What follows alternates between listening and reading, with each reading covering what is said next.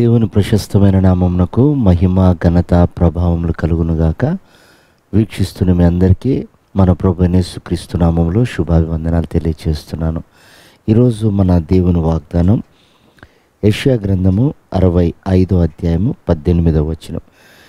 నేను సృజించుచున్న దాన్ని గూర్చి మీరు ఎల్లప్పుడూ హర్షించి ఆనందించుడి. ప్రియమైనటువంటి దేవుని బిడ్డలారా, ప్రభు ఆయన నూతనమైన సృష్టిని కలగచేయబోతున్నాడు. కొత్త ఆకాశము, కొత్త భూమిని. దానిని గురించి ప్రభు అంటాడు, మీరు దాని విషయంలో సంతోషించండి, ఆనందించండి అని. ప్రభు సృజించబోయే ఒక నూతన సృష్టి ఉంది.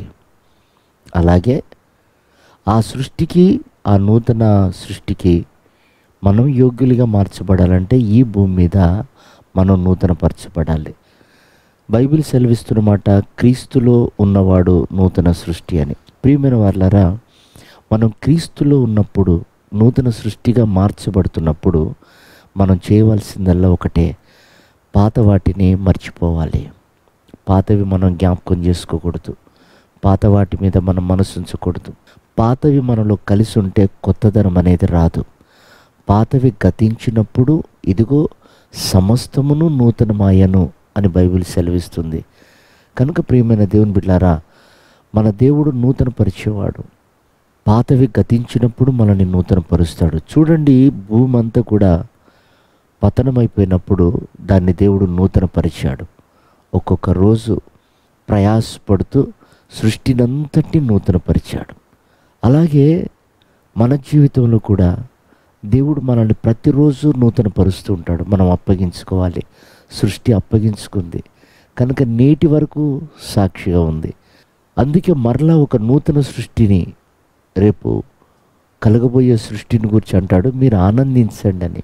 అలాగే మన జీవితంలో ఎప్పుడు ఆనందము, సంతోషం ఉంటుందంటే మనం పాతవి మర్చిపోయి, పాతవి విడిచిపెట్టి, పాత వాటిని మనము దూరపరుచుకున్నప్పుడు, క్రీస్తులో మనం నూతనపరచబడుతున్నప్పుడు మనకు ఆనందము, సంతోషం ఉంటుంది.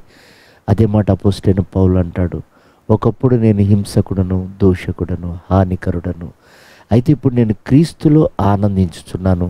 కాబట్టి నేను మరలా చెప్తున్నా, మీరు క్రీస్తులో ఆనందించండి అంటాడు. కనుక ప్రియమైన వారలారా, మనం ప్రభువులో ఆనందించినప్పుడు మనలో నూతనమైనటువంటి అభిషేకం, నూతనమైనటువంటి ప్రార్థనాత్మ, నూతనమైన కృపలను దేవుడు మనకు అనుగ్రహిస్తాడు. కనుక ఎల్లప్పుడూ నూతనపరచబడుతున్నామని, నూతన రాజ్యానికి యోగ్యులుగా మార్చబడుతున్నామని మనం గ్రహించి ప్రభులో ఆనందించాలి. అట్టి కృప ఈ ఉదయకాలం ప్రభు మనందరికీ అనుగ్రహించి ఆయన రాకడకు సిద్ధపరచునుగాక. ఆమేన్.